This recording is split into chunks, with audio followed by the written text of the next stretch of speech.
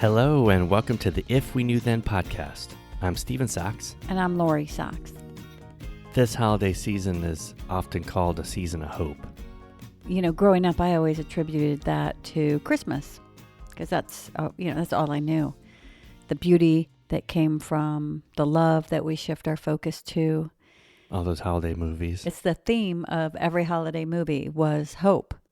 It's something that we can begin to expect to feel, and when that hope isn't there, when that hope is taken away, especially around this time of year, it can hit pretty hard. I think it does hit even harder because around us, it seems like the world is full of hope. This year, I can feel the hope in every cell of my body because of where I'm sitting in this chair next to Stephen at the end of a year that has been so filled with change. But that change was the result of our working and fighting for Liam. And there were a lot of other changes in our life and a lot of other events. But, you know, when we think about this podcast, I think about this community. And although it is just a part of our life, you know, the fight for education can be all-consuming. It can be devastating. It can feel lonely. And I've just really recently been on a lot of the social media message boards, and I see that the fight for education against injustices and the violation of our children's civil right to an equal education with the supports needed to access their curriculum is still alive and well. I mean, we're still fighting the fight. There are people just beginning this journey in TK and kindergarten that are asking the same questions or getting the same roadblocks put up for their kids that we did 8 years ago. And that fight that we had really squashed our hope. I think every step of the way we'd see what we overcame and knew that it was making us stronger. But every time we had to get back up again, it was harder because you expect at some point for someone to do the right thing. And they never did. And the truth is that if someone is showing you who they are and they're not going to change, then we just have to accept that that is the circumstance. Like, we know what it should be. We know what we want, but we have to see the circumstance for what it is. And then we have to support ourselves. We have to give ourselves what we need. We have to know the law. We have to have the supports that we need. We need as caregivers, as advocates, we need to have those. We need to prepare ourselves with the tools that we have at our hand. And that is the law. And that is that there are advocates out there, you know, just knowing the right words and what to say and holding people accountable, holding them accountable, even though they won't be accountable, you still hold them accountable, and filing the reports that we need to file. All of those things that I would have done a little bit differently would be just to stick to those tools that I had. File a complaint every time instead of giving them the benefit of the doubt that they're going to change, because they would speak the sweetest words to me about how they loved my child and, oh, this is what we're going to try. But with every violation, it's a violation of a legal binding document. So, you know, it's real simple to go online. I should have just went online and filed a complaint and said, they've been told that this is a violation and I just want you to, it's just making people aware so that they can change. I would have done it and not let it taken such a toll on me, because I think that it was that want to change somebody, that want to change the system that was exhausting because the system was not changing for me. Yeah, I think if I had to go back, I'd try not to stress as much, because right when you said, oh, there's people going through the same thing we did 8 years ago. The system's not changing as fast as we want it to change. I don't know if it's changing at all. I know. I was being kind with the way I was I think it's saying it. changing for the way. I just don't think it's a focus. I don't think it's something that matters. And it is, like, you look back, and I just want to say to every person in the school system, in the LAUSD district or any district that, replicates the same kind of callous disregard for our children, is take the emotion out of it and make an outline for yourself. Know timelines, know what the law says, and that is what you have. So when you have somebody that is in an IEP meeting that tells you, no, I'm not going to support your child that way, I don't really see where it's beneficial, then you say, it's your job to support my child. It's your job to educate my child and to provide the supports for them to access their curriculum. That is my child's right. And if you cannot do that, then you need to provide somebody and pay for somebody who will. That is the law. And you put it in writing, and you get it timestamped, and you put it in your file. And then if you don't have their message recorded, then you reiterate it with your letter, and then you send that and let that be your complaint to your district and say, this is what I was told.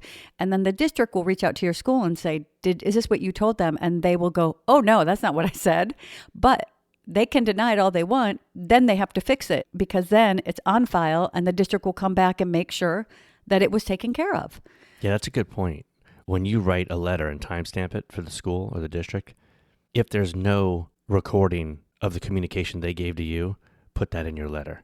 Mm-hmm. You told me blah, blah, and you put it in the letter, and it's timestamped and there for yourself to like bookmark it. But also, whenever this is seen, then there's a light of what the other side was. And inevitably, if it's something that's profoundly wrong, that person is going to go, "Oh, maybe you misunderstood me." Of course, and yes. they're gonna be forced to do the right thing. Yeah.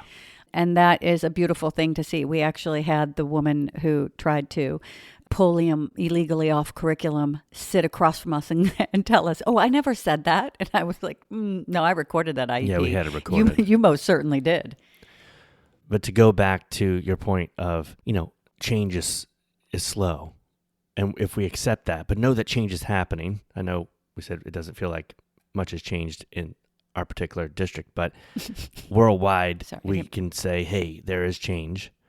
And that's part of hope, but to know that that's across the board, change is slow. We were just watching The Birdcage last night, and just the idea of two men as parents and how they are accepted in the world is one of the focal points of that movie 30 years ago, 25 years ago, whatever. And it's just as debated and controversial as it ever was. And so there are still some places where, I think people would still have that same experience that's in that movie, yeah, where they have to hide who they are and change who they are. And so, yeah, change can be slow. But that's not an excuse. And it doesn't make it right. On our journey, I think what happened along the way is the fact that either change was slow or non-existent in the school system. I let that beat me down. But where change was constant was in my life and in my home and in my child. Mm-hmm. And the truth of the matter is, we are out of that elementary school. We are out of Carpenter Community Charter. We are out of the LAUSD district right now. And what I am happy for is that we never stopped doing the work. We never stopped supporting our child. We never stopped educating him, helping him to reach his goals. And also, I think our voice standing in really the law, and we did hire a lawyer every time we went into an IEP, which I know that is not something everybody can afford. And honestly, it was very frustrating that we had to do that, but we knew we had to do that. And even though our fight didn't really change anything, we ended up having to pull him from the school. We ended up having his actual right to an education completely violated. So it didn't change them at all. But what it did, our constant voice and recording and reminding of the law, all of that, what it did was it gave us a foundation. It gave Liam a foundation. And even though the support was slow and often inadequate or did not reach the bar, it was there. So it wasn't completely eliminated. And then we had a foundation to grow on in the education system. But also that foundation is there for our child because he's in middle school. He's going to go to high school. If he wants to, he's going to go to college. And that foundation is there. So they couldn't take that. So know that they are not the end all be all. The roadblocks that they put up is this like defunct, broken system that is based in archaic beliefs of people with disabilities. And it's fiscally motivated and reliant upon the fact that we don't have it within us to continue the fight.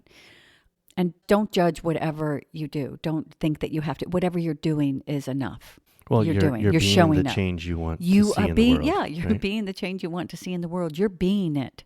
I think eventually what will happen is the law will come down and they will be mandated to change. So what I would have done differently in that journey, because it really took its toll on me, is I would have just stood in what is on my side, and that is the law. And I wouldn't have given them so much, them personally, of me. I think we stayed there so long because we wanted to change the school. Yeah, and we didn't. Yeah, I don't. That was no, we didn't. And that can be heartbreaking because, it's like we thought of this graduation or even speaking of the holiday season, that Christmas concert.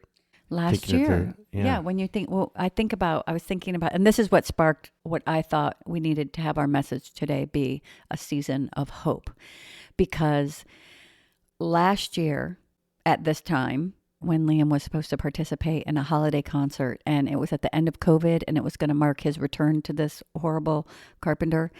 But the reason I wanted him to return that week is because they had that holiday concert that we spoke about, and I wanted him to participate because he had been out of school in COVID for 2 years, but also because, that whole year, last year, school year, from August to December, he received no supports. He received no education. And for as much as I say it was for Liam, it was for us.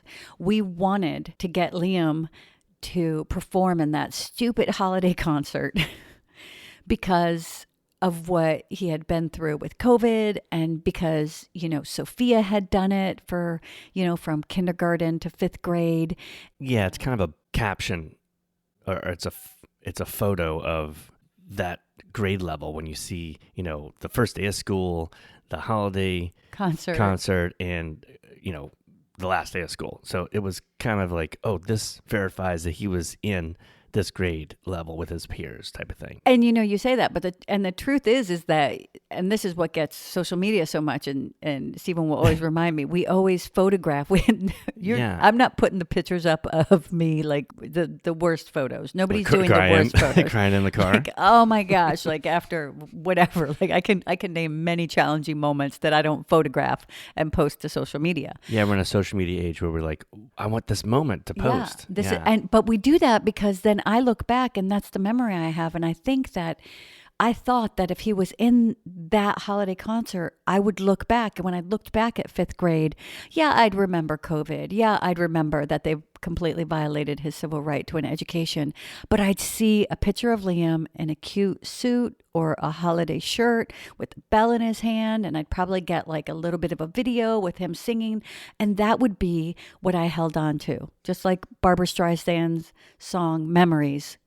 That we hold on to the good stuff. We try to force that memory. Like we did. Right. At that moment in time, I needed it so profoundly. I needed to see that Liam was doing the same thing that Sophia had done in the 5th grade. And anytime that I can link them, anytime that we link them, that makes us feel like Liam is being included and accepted. And we were trying to force hope.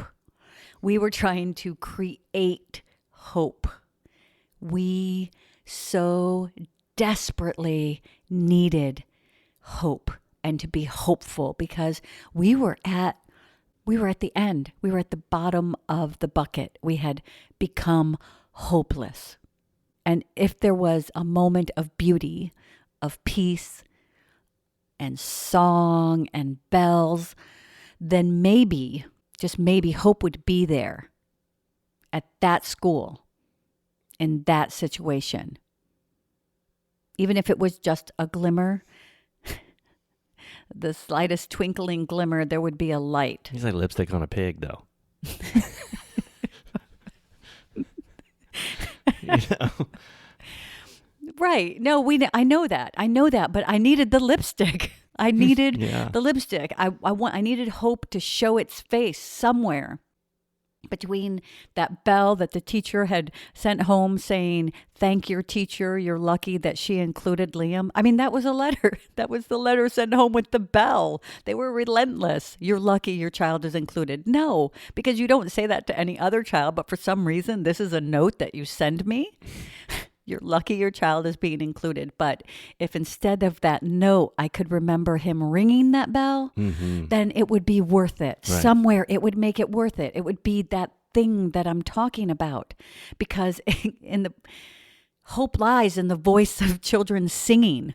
Because children represent hope. Children represent the future and a future of possibility.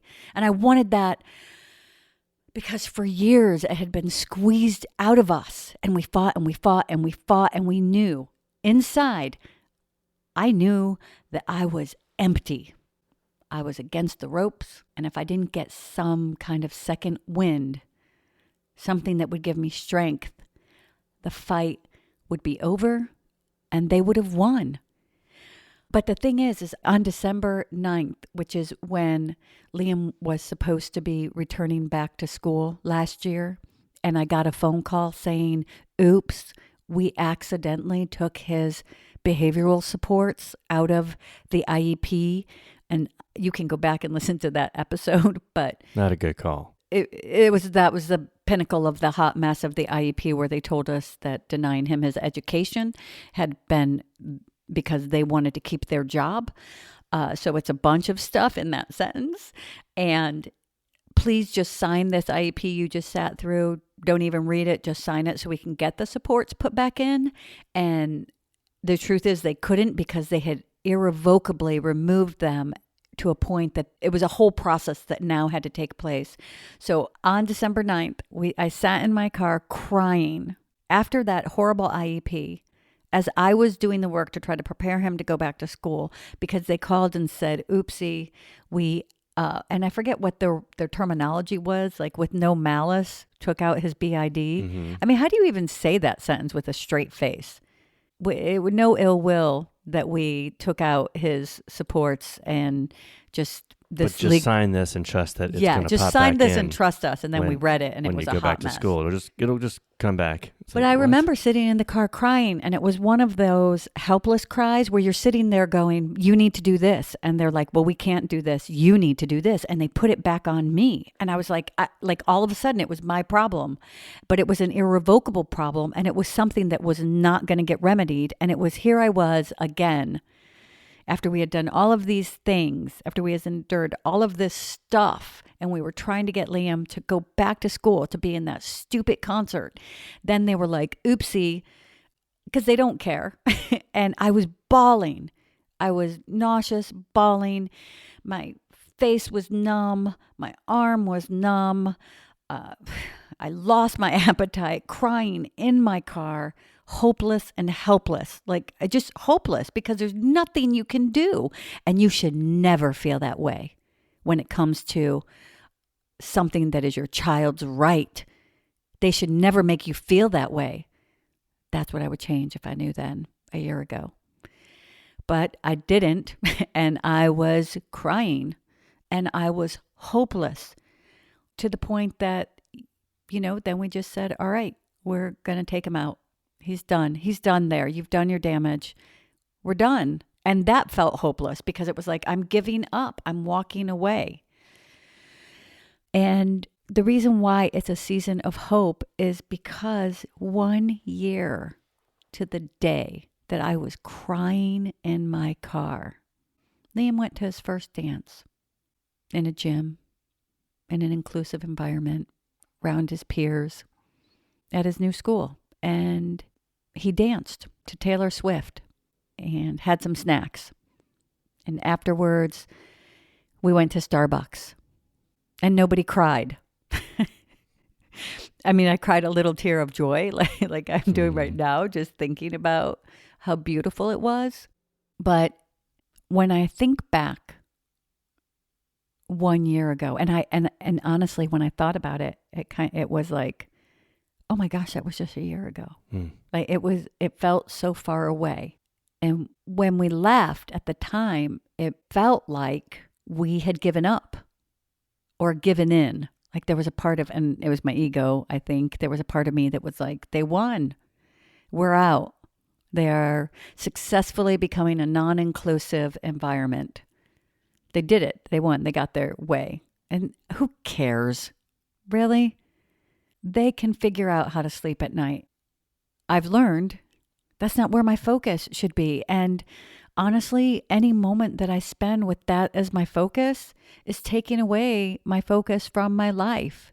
It's taking away my focus from my journey and what we're doing and how we support. And honestly, our life isn't all the education system. There's so many other things we can be doing. If I put all my moments in front of me, every moment that I hand to something that is toxic, that is immovable, I could instead put it in a different area of my life that I actually supports and nurtures my intention for my life, what I want for my life.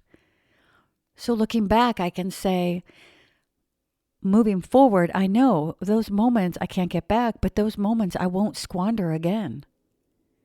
Because it wasn't that I was giving up or giving in.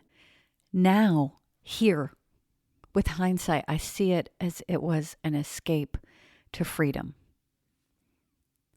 And in that freedom, we were able to breathe and to take account of our injuries, to the trust and the hope that we lost and that was damaged and it was battered and beaten, and we were battered and beaten, and our spirits and everything. In that space, when we stepped out of it, we were able to allow ourselves to heal, to create change where change was possible. And we moved forward. In that space, we moved forward.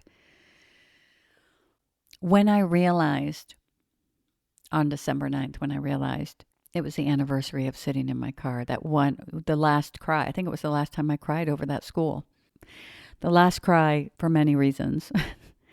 But it was the realization. I think it was the realization, man, I'm slow to the take because it took all that to realize that they were not going to change.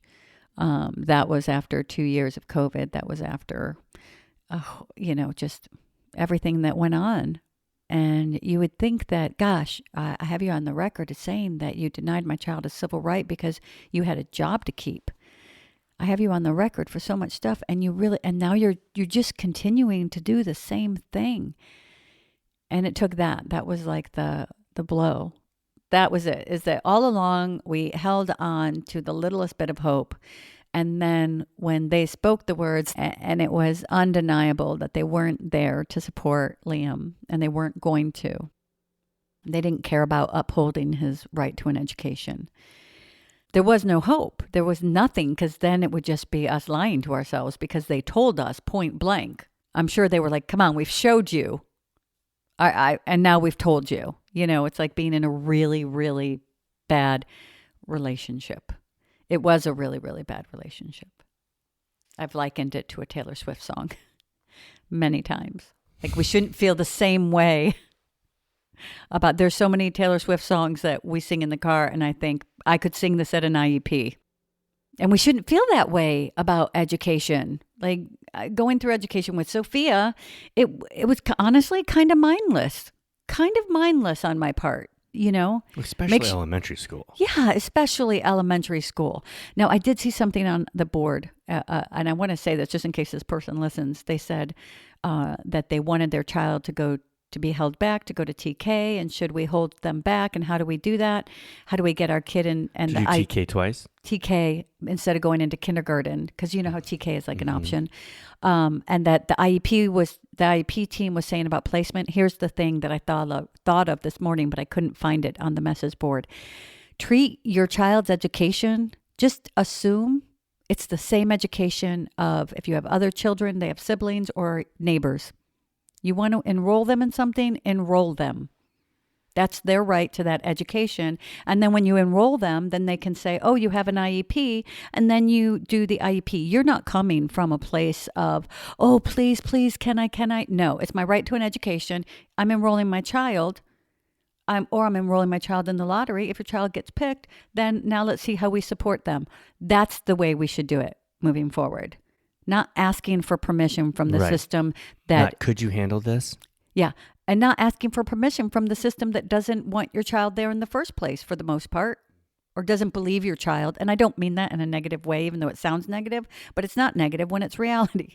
They don't see that. And until they see our children as equal, then we must let them know that they are equal. And if we set that tone, like my first IEP where they actually laughed at me and thought it was so sweet that I thought my son was equal. If we set that tone, if it's not their tone, at least it's our tone.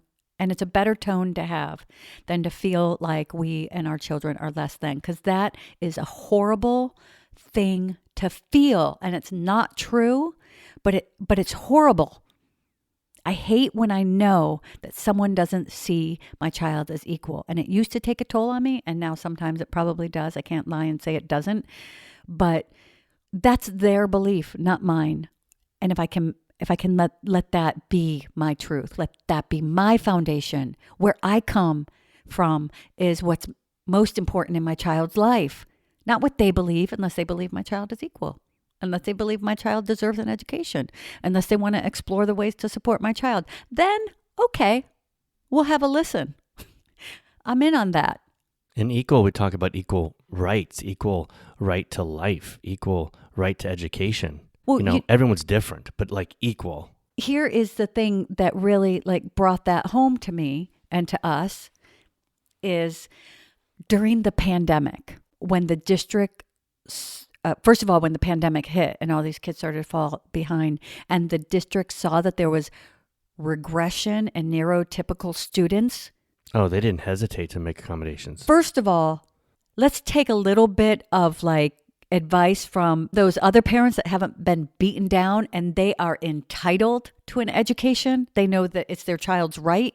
Let's take a few cues from them who began with the emails and they were like, they weren't putting up with that. Oh, no, you're not supporting my child. You expect me to sit by my child all day and educate them? I have a job to keep. Well, I had been sitting by my child all day since kindergarten because they were trying to pull them off curriculum.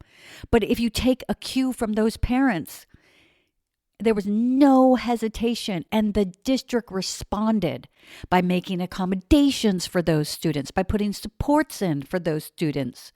So that shows that we should not hesitate either. We should be confident in our advocacy and take care of our children, because there is no doubt that the neurotypical population is taking care of itself. And they set that precedence, and then the district met them. Right? That's what we need to do. I look at getting Liam out of Carpenter Community Charter and the freedom I have now. I wish I could go back and do it again differently. And maybe the differently that I would add to it might change things, because when you're getting a complaint every other week from the district, that's why they change. That's when they change, not when a parent is just saying, educate my child. You're saying you would have done more complaints? Oh, yeah. I would definitely have. Instead of going to the office and expecting them to change on a personal level and go straight to the... Just go straight to the district. Once they show you who they are, believe them. And that is from Oprah Winfrey. Years ago, Oprah Winfrey said that on her show. And I was, yes, when somebody shows you who they are, believe them. Then you can live an honest relationship with them, because we know who we are.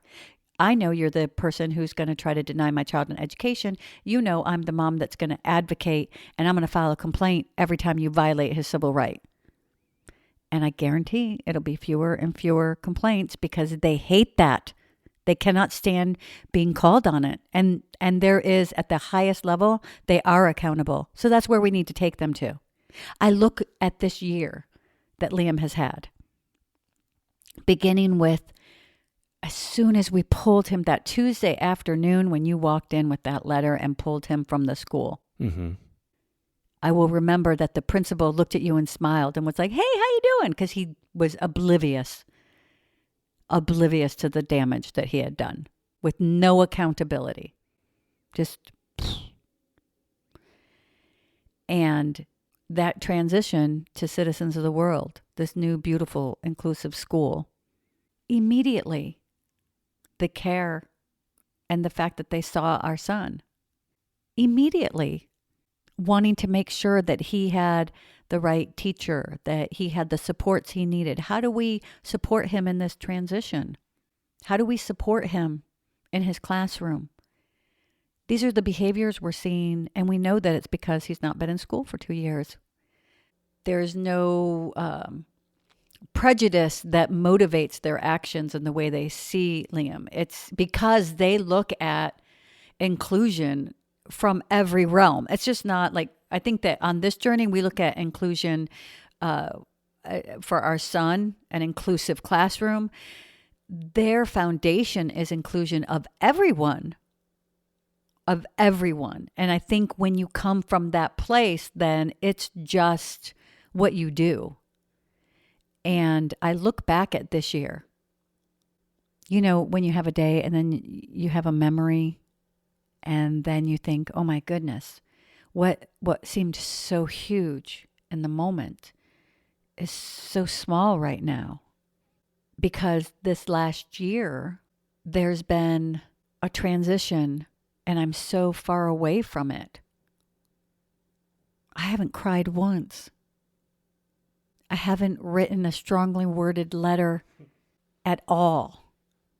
My letters are now motivated by, oh, this is what I see, or this is a question I have, and it's with, how can we work together?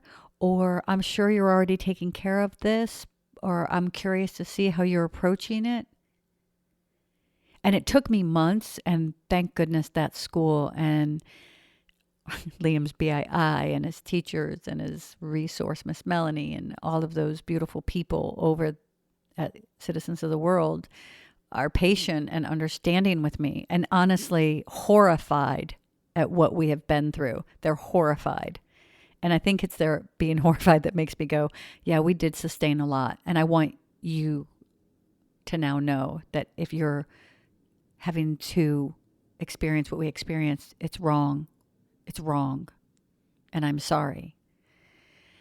But these beautiful people have been so patient at me, at us finding our hope again and our trust.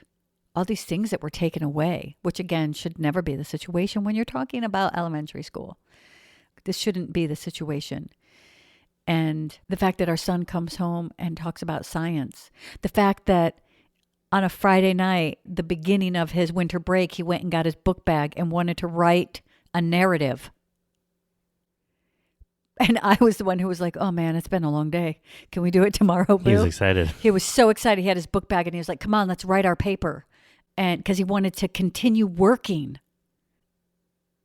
And that's why I wanted to share a season of hope, is that if you are where we were last year, I want you to know that it can change for the better. This fight is not for naught, even though it feels like it sometimes. The fight is not for naught. You're changing. Your child is changing. You have more power and more influence in your child's life than the school or the district or some closed-minded teacher could ever have. I understand how it feels. And if I could do it over, I'd still fight the fight, but I would fight a smarter fight, file complaints, and I wouldn't give all I did of myself and of my soul and of my peace. I would know that the law is on our side, even though they make you believe it's not. Don't let them make you cry. And no, I would not let them make me cry. Because they don't care. And anybody who doesn't care does not deserve your tears. They deserve our guidance to change. They deserve our message that their actions and words are inappropriate and most of the time illegal. They deserve our help to accountability, because that is the only way that this system changes. When we shine our light on the injustices and we hold a candle to the corners and clear the cobwebs of past beliefs, we do that with our light and with our voice and with our advocacy and with the love that we have for our child. Well, they don't deserve our tears. It's our hope. It's our dreams. Those are ours. They don't deserve those either. And we're on the other side of that fight, and we're finally able to take a breath. Because, I'll be honest, for me, I thought that it was too good to be true. It felt like it was too good to be true. It began to feel like I was lying to myself. Mm-hmm. But I wasn't. A dream isn't a lie. Wanting equality isn't... too much to ask for. No. Although again, sometimes they make you think it is, but it's not. So hold on tight to your hopes and dreams for your child. Hold those in your heart. They're yours. Those are yours. And when the school speaks to you, challenge the words that you know are untrue. The law is on your side. Remember that. Don't be afraid to go at your pace. I can't tell you how many times I was rushed. I was made to go to a meeting that they didn't follow their timeline, or because I felt like they had so much on their plate. They were like, this is all we can do. But that's not this. Go at your pace. Ask why. When they say something that doesn't make any sense, ask why. Why do you think that? Ask them to show you. Ask them to tell you. And if they refuse to uphold the law, I used to write a letter that said, and if you cannot do so, please explain to me in writing so that I may file this with the district, or so that I may better understand. And then you file it with the district, that little piece of paper that they've written to you. Because I'll also be honest that I'm amazed what they're willing to put in writing and what they're willing to say, even though they know they're being recorded. So ask why and breathe as much as you need to. If you need a breath or a break, take it. Take care of yourself. Ask as many questions of them until everyone understands what is being said. Record every IEP. Put every conversation in writing in your student's file, on file. Be diligent in your records. Hold them responsible for their words and actions. Violations of an IEP are violations to a legal binding document. So when they violate, remind them. Our children have rights, and another's ignorance or prejudices don't get to take or limit those rights. That is a truth. I have hope for the evolution of society, where our children are equal and their rights are upheld. I have hope because I have it now. I have it, and all that hope that I had, all that hope that I was dwindling away, that I was losing when I felt hopeless at the end of the day, 1 year and 10 days ago. Hopeless, completely hopeless. I felt it, and I took one more breath and got to the other side. So don't give up. Even if your fight changes, even if your advocacy or showing up becomes that I'm just going to breathe and be there, and I don't have the energy to write a letter or to complain, I'm just going to enjoy my child. That's enough. because you're showing up. And we need those breaks, right? It's not giving up to shift gears, to self-care, to being present in what matters, to stop wasting our moments and giving them away. All the things we want from our schools, we can still make sure we do that at home. Goes back to being the change you want to see. Because you're not alone. You're not alone. You're never, ever alone. People have walked this path before you. People are walking this path behind you. And I think that, in that moment when they said, I could have just walked away from even the conversation and said, you know what? I'll revisit you January 2nd when I'm done with my vacation, because this is too much. And I would have I would have actually just put it in writing. And then I would have filed a complaint and said, I just received your phone call saying that you inadvertently removed all of my child's supports from his IEP. This is causing a great deal of stress on me and my family.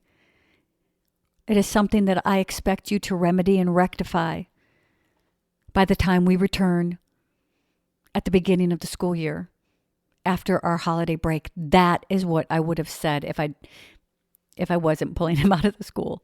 And if I had the knowledge that I have right now, that is what I would have said. That is what I wish I would have said every time they pummeled me. I wish I would have just said in a letter, this is inappropriate. Your actions are bullying. This is abuse of power. And I would have given them the note and filed the letter with the district. And then when I showed up the next day, I would have just stayed on my path, knowing, I know now I have more power and more influence in my son's life. But for some reason, their stupid grade, their stupid opinion mattered to me, and it does not. I wish I would have had that insight, but I couldn't have that insight in that moment because it was nonstop and I had never given myself that breath. I had never allowed myself to step away. I pushed so hard. And I think the want to change them, the fear that they were going to limit my child, but I just want to tell you that they can't. I have hope because we have what we had believed for and wished for so long. And until you find it in your school, you can be it in your child's life. You'll get through. I promise you. If you just keep stepping, keep moving forward, being present in every moment, you'll come to the other side of it all. And again, go at your pace. Your pace. I know you've received letters that say, our schedule is overwhelmed, so we can't do this, or we need to do this from the district. So take a cue from them and go at your pace. My schedule is overwhelmed right now. So this is what I need to do for my family.